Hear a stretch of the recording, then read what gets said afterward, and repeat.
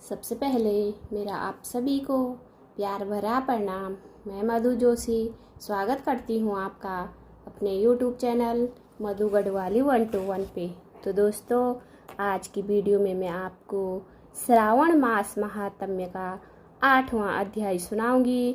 आप भी मेरे साथ श्रावण मास महात्म्य का 8वां अध्याय ध्यानपूर्वक और पूरा जरूर सुनिएगा।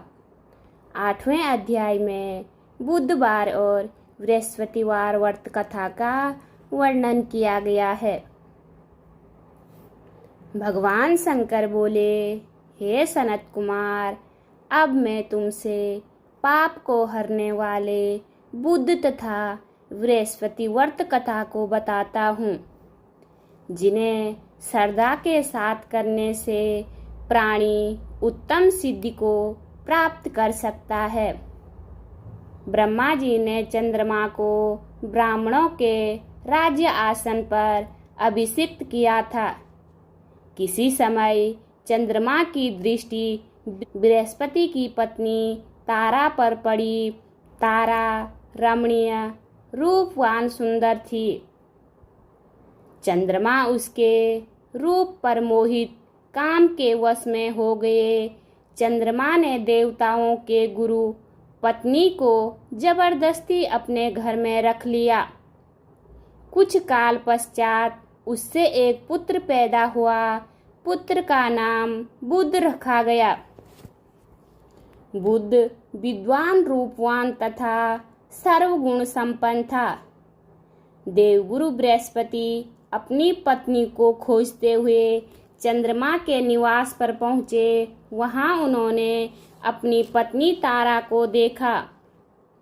बृहस्पति चंद्रमा से बोले, तुमने गुरु पत्नी के साथ गमन किया है, इस पाप से तुम कैसे बचोगे? इस महापाप की ओर तुम्हारी बुद्धि कैसे प्रवृत्त हो गई?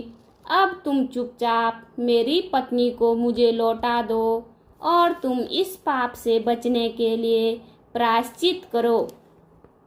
यदि तुम ऐसा नहीं करते हो तो मैं तुम्हारी शिकायत इंद्र से करूँगा। बृहस्पति के कहने पर भी चंद्रमा उनकी पत्नी को लौटाने को तैयार नहीं हुआ तो देवगुरु ने राजा इंद्र से चंद्रमा की शिकायत कर दी। इसने मेरी पत्नी का अपहरण कर लिया है। हे इंद्र, आप देवराज हैं, आप चंद्रमा से कहकर मेरी पत्नी मुझे वापस दिलवाइए। ऐसा न करने पर चंद्रमा ने जो पाप किया है वह आपको लगेगा, क्योंकि राज्य का पाप शास्त्र के अनुसार राजा को ही भोगना पड़ता है। देवराज इंद्र ने चंद्रमा को बुलाया और उन्हें आज्ञा दी कि तुम देवगुरु बृहस्पति की पत्नी तारा को लौटा दो।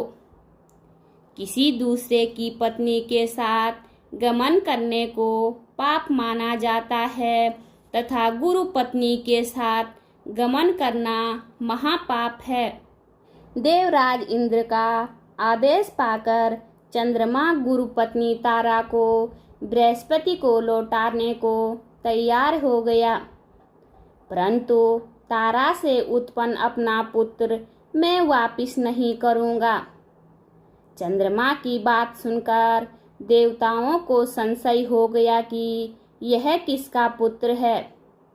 इस बात की पुष्टि तो तारा ही कर सकती है कि यह किसका पुत्र है। देवताओं ने तारा को बुलाकर पूछा, हे कल्याणी, तुम सच सच बताओ, यह पुत्र किसका है? लज्जा युक्त होकर तारा ने कहा, यह बालक चंद्रमा का औरस तथा बृहस्पति का क्षेत्रज पुत्र है। अब जिसको ठीक समझे उसे इस बालक को सौंप दीजिए। तारा की बात सुनकर बालक बुध को चंद्रमा को सौंप दिया। इससे गुरु बृहस्पति खिन्न हो गए।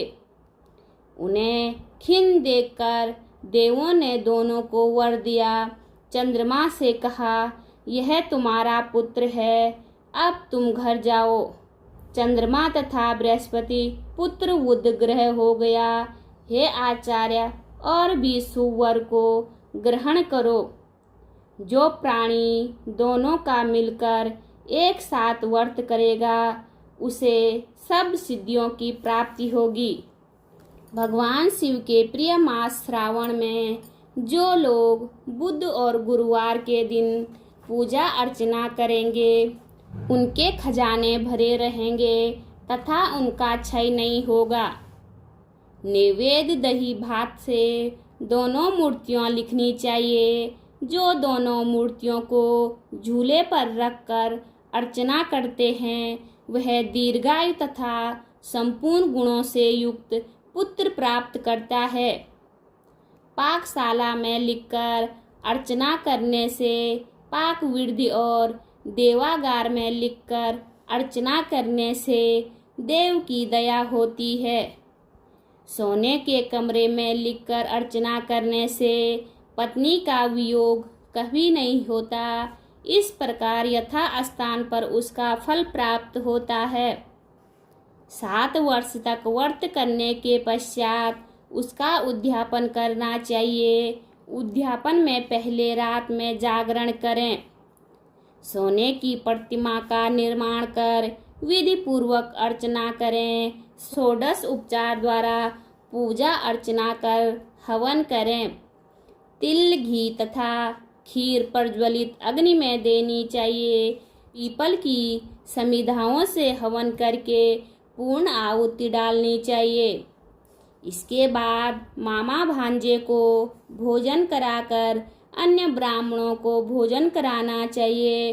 ब्राह्मणों को दक्षिणा देकर उन्हें हाथ जोड़कर विदा करने के बाद स्वयं भोजन करना चाहिए।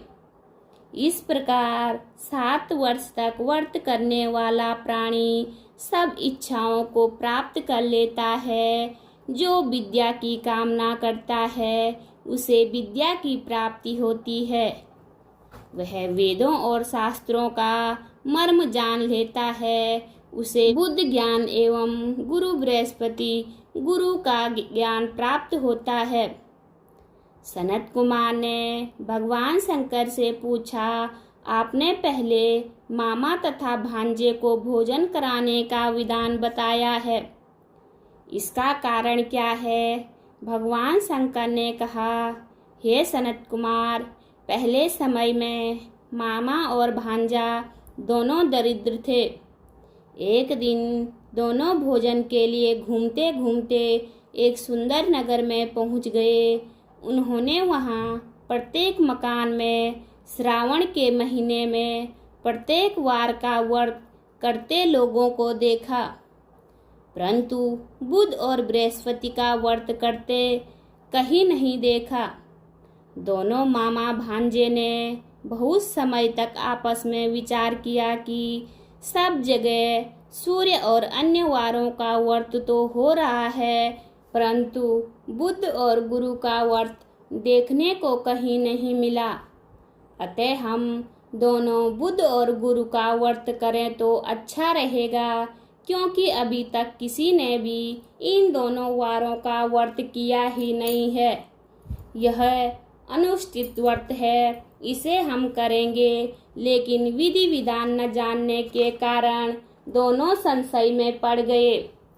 तब रात्रि में उन्हें विधि विधान का स्वप्न में पता चल गया। स्वप्न से ज्ञात विधि द्वारा दोनों ने इस व्रत को किया। व्रत करने से वे धन धान्य से संपन्न हो गए।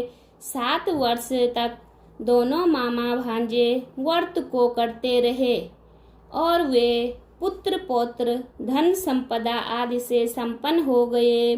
बुध और गुरु ने प्रत्यक्ष दर्शन देकर उन दोनों को वर दिया कि आप लोगों ने हमारे व्रत का सुविचार किया है। आज से ही जो भी इस व्रत को करेगा और मामा भांजे को पहले भोजन कराएगा वह उत्तम सिद्धियों को प्राप्त करेगा। बोलिए शिव शंकर भगवान की। जय। उम्मीद करती हूँ आपको वीडियो पसंद आई होगी। वीडियो पसंद आए तो वीडियो पे लाइक कीजिए, कमेंट कीजिए, अपने दोस्तों के साथ शेयर कीजिए। चैनल पे नए हो तो सब्सक्राइब ज़रूर कीजिए। मैं मधु जोशी मिलती हूँ आपको अगली वीडियो में। तब तक के लिए बाय बाय, धन्यवाद।